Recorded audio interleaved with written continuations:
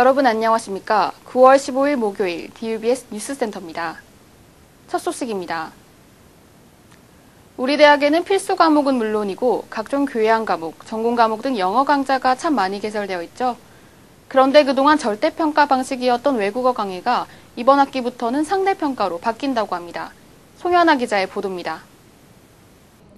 2011학년도 2학기부터 절대평가 대상 과목 기준이 축소됩니다.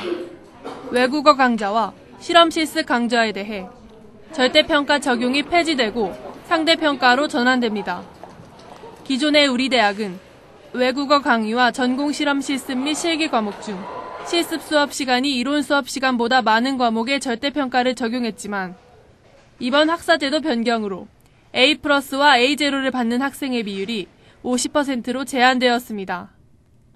이 같은 평가 방식 전환에 대한 학생들의 생각을 들어보았습니다. 반별로 다 수준차가 있기 때문에 절대평가도 괜찮을 것 같아요. 영어로 수업한다는 이유 하나 때문에 절대평가로 매긴다는 게 약간 말이 안 된다고 생각하고 절대평가라는 생각이 있어가지고 다 열심히 안 하고 막 그러잖아요. 근데 점수도 똑같이 받는 거 보면은 좀... 이같이 평가 방식을 전환한 이유는 인플레이션을 방지하기 위함이라고 우리 대학 교무팀은 밝혔습니다. 다양한 대외 지표에서 성적평가 관련 사항을 반영하는 것도 하나의 이유입니다.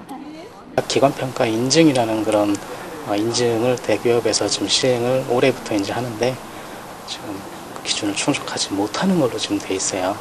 우리 학교가 이제 너무나 이제 그런 성적 부분에 있어서 이제 학생들이 잘 받아서 나가는 부분이 있기 때문에 외국어 강좌를 비롯한 다수의 절대평가 과목이 상대평가로 전환된 가운데 이에 대한 학생들의 반응은 엇갈리고 있습니다. DUBS 뉴스 송현아입니다. 우리 대학은 그동안 학문구조 개편위원회를 통해 문예창작학과와 사회과학대학 일부 학과 등 11개과를 대상으로 학과 통합을 추진해왔는데요. 이에 문예창작학과 학생들은 방학 기간 중에 본관 앞에서 시위를 벌이기도 했습니다. 자세한 내용 소다영 기자가 취재했습니다. 우리 대학이 문예창작학과와 국어국문학과를 통합하는 방안을 추진하고 있습니다. 학사운영본부는 지난 7월 14일 대학 경쟁력 제고를 위해 11개 학과를 통폐합하는 방안을 추진하기로 했다고 밝혔습니다. 하지만 아직은 구체적인 통합안을 만들지 않고 현재 양 과의 의견을 청취하는 단계이며 만약 통합한다면 국문과 전공과 문창과 전공을 살릴 것이라고 설명했습니다. 이에 문창과 학생들은 순수 문학이나 인문학에까지 경제 논리를 들이대는 것은 옳지 못하다며 비상대책위원회를 꾸려 거세게 반발하고 있습니다. 일단 학과 경쟁력이라는 말 자체가 도대체 어떤 의미로서 경쟁력을 말하고 있는 건지 굉장히 의문스럽고 문창과 통폐합이 타당하다, 타당하지 않다 그런 근본적인 문제를 떠나서 학생들과 충분한 논의를 거치지 않고 조속히 이렇게 통과시켰다는 거에 대해서 일단 절차상의 하자가 있으므로 그렇게 좋게 보진 않습니다. 우리 대학은 문예창작학과의 통합뿐 아니라 철학과와 윤리문화학과, 북한학과와 정치외교학과 등 모두 11개의 학과의 통폐합을 논의하고 있다고 밝혔습니다. DUBS 뉴스 소다영입니다. 학우 여러분들 혹시 교내에 설치된 휴대폰 충전기 사용해 보신 적 있으십니까? 그동안 이용하고 싶어도 작동이 잘 되지 않거나 스마트폰은 충전이 불가능해 불편을 겪었던 분들이 많을 텐데요. 이번에 오래된 휴대폰 충전기를 새 것으로 교체했다고 합니다. 문혜성 기자가 보도합니다. 학생들이 편리하게 무료로 이용할 수 있도록 교내 곳곳에 설치되어 있는 휴대폰 충전기.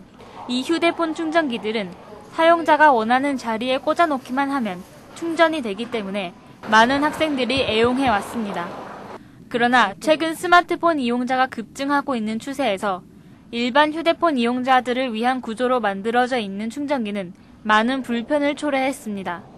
또한 충전기가 낡아서 제대로 작동하지 않는 것이 많은 것도 고쳐질 문제점으로 지적되어 왔습니다.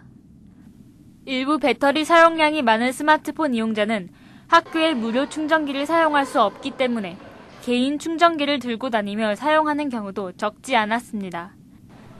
이런 상황에 맞추어 우리 대학은 지난 7일 오후 학림관 1층, 중앙도서관 2층, 문화관 1층 등 총 8곳을 스마트폰도 충전이 가능하도록 바꾸었습니다.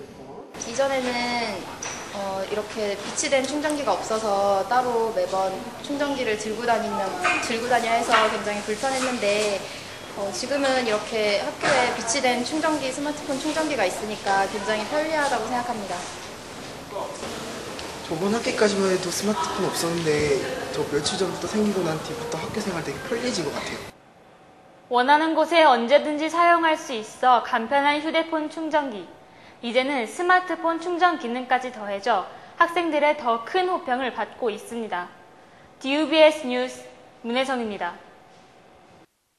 이어서 학내 단신입니다. 오는 23일 금요일 오후 5시에 정각원 법당에서 수계 대법회가 열립니다. 이번 법회는 1부와 2부로 나눠져 진행되며 1부에는 신행교육이, 2부에는 수계법회가 열릴 예정입니다. 동국대학교 신임조교 예정자 및 재학생과 그 외 동국인 및 일반인 모두 신청이 가능합니다. 신청 기간은 화요일인 오는 20일까지이며 신청 방법은 유드림스의 정각원 탭에서 수계 신청을 클릭하면 됩니다. 참가 신청은 유드림스로만 가능하니 이 점 유의하시기 바랍니다. 이번 달 넷째 주 채용 설명회 및 상담 안내입니다. 오는 19일에는 중강당에서 대우건설 설명회가 있을 예정이며 학생회관 취업상담실에서는 상담이 함께 진행됩니다.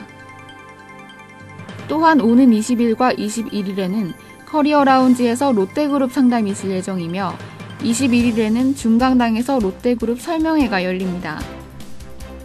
기업의 채용 설명회에 관심이 있는 학생들의 많은 참여 바랍니다. 우리 대학 취업지원센터에서는 취업을 앞둔 학생들에게 구체적인 기업 정보를 제공하고 저학년 학생의 진로 설정을 돕기 위한 인사 담당자 특강을 실시합니다. 오는 22일에는 한국연센의 홍봉표 팀장의 강연이 다양관 세미나실에서 진행됩니다. 다음 달 5일에는 다양관 세미나실에서 SK증권 인사 담당자의 특강이 열릴 예정입니다. 특강은 기업 소개와 채용 계획 및 전망, 선호 인재상 소개, 취업 전략, 채용 사례 소개 등의 내용으로 진행됩니다. 참가 방법은 본관 3층 취업지원센터를 방문한 후 참가 양식을 작성하면 됩니다. 참가 확인서는 사전 방문 접수자에 한하여 발급하므로 이 점 유의하시기 바랍니다. 이것으로 9월 15일 목요일 DUBS 뉴스센터를 모두 마칩니다. 시청해주셔서 고맙습니다.